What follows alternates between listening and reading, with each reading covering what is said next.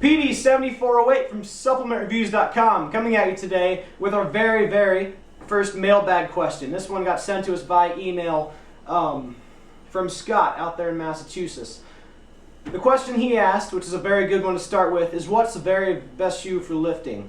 That's a very broad question, so today what I'm going to answer is starting with what is the very best shoe for squatting. Alright, we're going to keep biomechanics in mind here, and we're going to also use common sense. So, you can argue all you'd like, I'm up for discussion, but as for now, this is how it is, alright? In terms of brands, I'm a Nike guy, but at the same time I'm not going to discriminate just because of what type of shoe you're wearing on your feet. This is strictly what I have on hand for demonstration purposes, and we're talking about the type of shoe in general. So, I don't want to see anybody saying I'm putting a pitch out for Nike, alright? I don't really care what you wear on your feet, as long as it's making sense to what you're doing. Now, with that said, starting with the worst shoe for your feet when you're squatting, in terms of what you have available in your closet there, is going to be your traditional sneaker. Alright? The reason for this is that you don't want any cushion when you're squatting. Alright? Some people are going to say, oh, but I'm going to hurt my feet.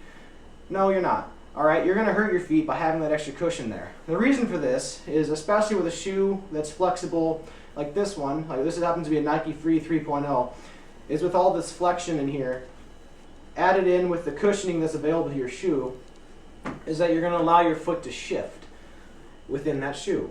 Okay? Whether you're going medially or laterally to the frontal or the posterior plane like that, it's not a good idea to have shoes that are going to allow your feet to shift within the contact with the ground. One, you're increasing your chances of injury, and two, you're losing the force your body's generating. Alright? You're making it even harder on yourself when it comes to squatting. Why would you set yourself up for an injury or take away from the potential power that you can be generating during your squat? Think of it this way. The whole point of most traditional running shoes is to absorb the force when you're running. Alright? And when it comes to lifting, you don't want that force being absorbed. You want that force being generated as high as possible, coming in contact with the ground. It helps you push that weight up. Alright? So for this one, in terms of the worst shoe in your closet, is the traditional running shoe. If you really want to get specific on the worst possible shoe to wear when you squat, you're talking Nike Shox. Those are just awful for your feet to begin with. That's a whole other video to cover, and we're not going to get into that today, okay? Rant over right there. So number 3 out of the shoes that are good for your feet to squat in is your traditional running shoe. The second best shoe, if you have managed to be in a gym that allows it, is I would squat barefoot, because you're not having that force we just discussed being displaced all over and have that unstable base, increasing your chance of injury.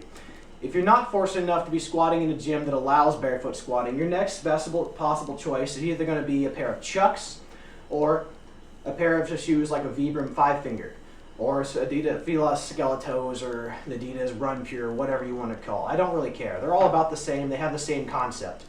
The reason this is better than your traditional running shoe is you're not having all that cushion in between. Okay, you're keeping flat foot contact with the floor, and you're being able to generate and transfer all of the energy you're producing during your squat. You're going to get all the power that's possible, and you're not going to have the issue of shifting. You're going to decrease your chance of injury.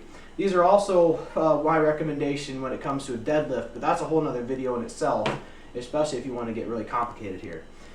So your second best choice when it comes to your lifting shoe is going to be a minimalist or a shoe with little to no cushioning, such as a pair of Chuck Taylors. Even the Nike Free 3.0 has a little more cushioning than you need, especially in that heel. That's going to cause you some issues. It's going to cause you to go off balance. Trust me, you may not notice a difference now, but once you start experimenting with it, you're going to wonder why you ever tried to squat with traditional running shoes. Alright, so if you're doing it, stop. I don't need anybody getting hurt. Alright? That's not to go to say I wouldn't jump right into squatting barefoot either. Have something with a tiny bit of cushion, break your way in, especially if your feet aren't used to doing a minimalist approach. So a pair of Chucks is probably your best way to go. Oh, wrestling shoes are good as well. Okay, you got that flat bottom, little no cushioning, and you're not going to lose any of the force you transfer.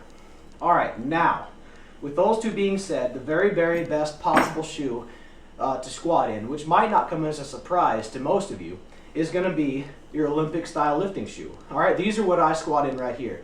These are the Nike Romulus 2. This happens to be their newest version of it. The original Romulus was a little bit less flexible and weighed about 50 grams more. The reason that you want this shoe is because we talked about the energy transfer, correct? Well, with this one, there's a little bit of flex in the forefoot right here, which makes it much more flexible for doing split stance stuff and lunges and other Olympic lifts, such as your push press, where you have the split stance ending, or depending on whatever style lifting you're doing. I'm not getting into that. But the reason it's a good choice is because you're getting that minimalist type bottom on your shoe, all right? There's no cushion in these, especially when you put in the competition inserts. I mean, they're so stiff you can barely get them out of the shoe. Like right here, this is solid plastic. You hear that? There's little to no give in these. These will put your feet to sleep the first few times you use it if you're not used to it, all right? Even with that insert in here, looking at the shoe itself, this whole bottom is solid. This is a TPU injected heel. There's no give in this whatsoever, all right? These are a little more on the pricey side. These are about $200 a pair. They've gone down in price a little bit since it came out in January, but at the same time, they have that nice solid bottom. Okay, the reason that these are a benefit over even your minimalist footwear, Chuck Taylors, yes, the price does matter here, is you're getting the technology right in the heel of a lifting shoe. Okay, you may have seen them with wood, you may have seen them with plastic. Adidas has their own version called the Adidas Stars. At least that's the latest version that I'm aware of. There's a few other Olympic shoes out there that have a very, very good quality product coming off the line. But for right now, it's strictly examining these right here. The reason that these are the best, these are king, is because you're getting that hard bottom and you're getting the raised heel. All right. The reason the raised heel is so important is because a lot of times it's not your fault, but you don't have the range of motion in your ankle that you need to hit a full depth on your squat.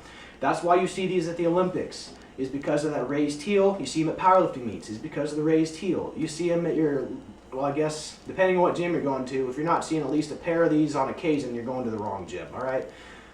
Because having your heel raised off the ground biomechanically opens up your ankle to hit full range of motion, hit full depth when you're squatting, while you're getting the benefit of having the solid base shoe.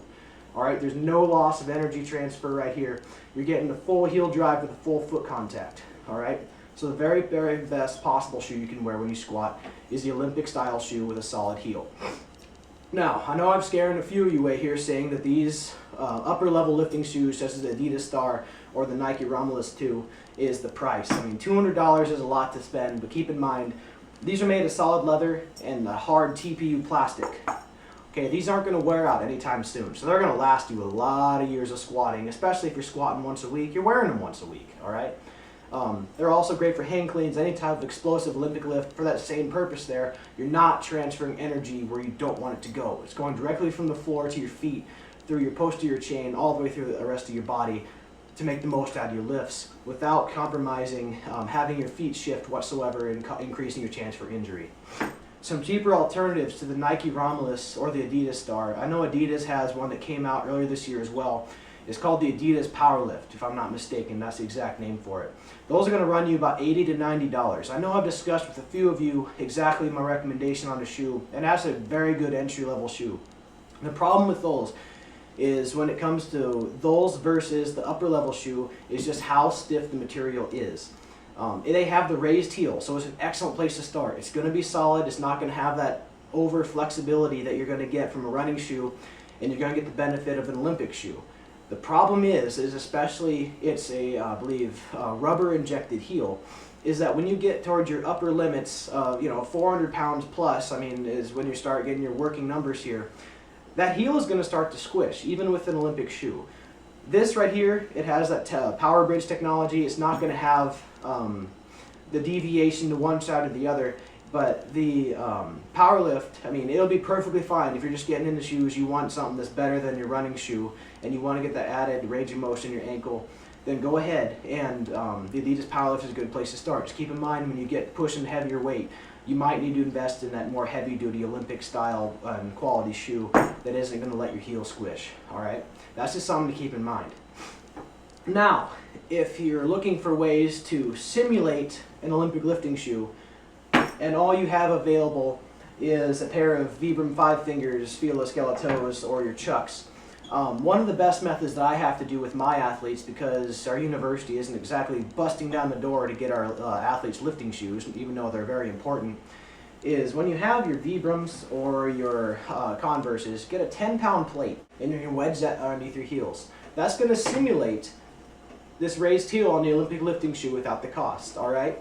It's not going to be as comfortable, and it's probably not going to be your best alternative for the long run, just because you get a lot more benefit from having your posterior chain planning and driving all its force from one single location, okay? And also you ain't going to get as many funny looks by putting plates on the floor that you might need to be putting on the bar, alright? So, that's my take on shoes for squatting. So you have a good day. This has been PD7408 from SupplementReviews.com. If you have any questions or suggestions, put them in the designated area in our forum, the new SR social media section. And any comments or concerns about this video, or if you want to have a nice little discussion, go ahead and post it in there. Follow us on Twitter at sr.com and like our Facebook page. We give away a bunch of cool stuff, and it's another good place to hang out with other people that are like-minded like yourself. So, you have a good day, everybody. Happy fitness.